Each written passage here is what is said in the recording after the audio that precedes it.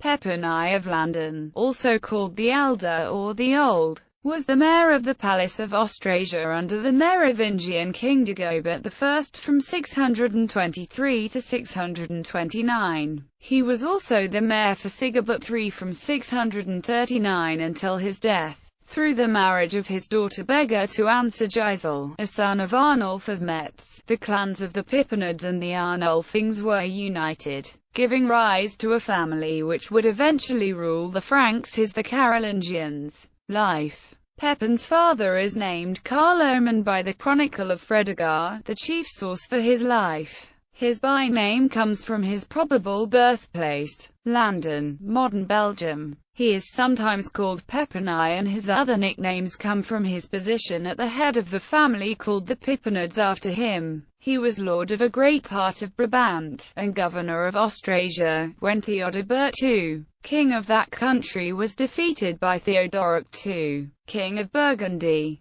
In 613, several leading magnates of Austrasia and Burgundy abandoned Brunhilde, the great-grandmother and regent of their king, Sigebert II, and turned to Clothar II of Neustria for support, promising not to rise in defense of the queen regent and recognizing Clothar as rightful regent and guardian of the young king. Chief among these leading men were Warnachar II, Rado, Arnulf, and Pepin. The latter two were described by Fredegar as the two most powerful barons of Austrasia, and they made some agreement with Clothar at Andernach. However, while Rado was confirmed as mayor in Austrasia and Warnachar in Burgundy, Pepin did not receive his reward until 623, when he was appointed mayor in Austrasia after Clothar made his young son Dagobert king there. Arnulf, his lifelong friend, was appointed advisor to the new king alongside him. Pepin was praised by his contemporaries for his good government and wise counsel. Though some enemies tried to turn the king against him, their plots were foiled and Pepin remained on good terms with the king until 629, when, for reasons unknown, he retired to his estates, where he remained for the next decade, until Dagobert's death. On his death,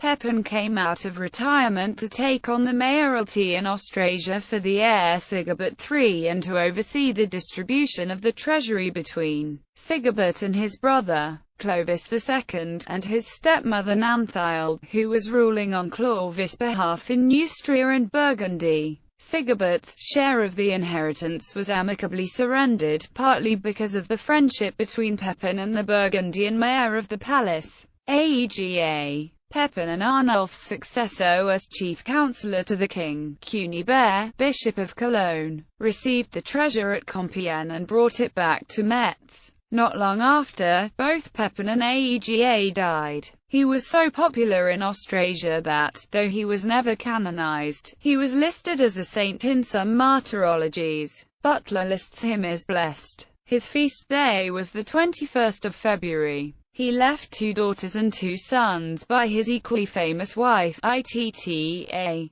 Bega, married the aforementioned Ansegisel and later canonized. Grimwald, later mayor of the palace like his father, Bavo, became a hermit and later canonized. Gertrude entered the convent of Nivelles founded by her mother, also later canonized.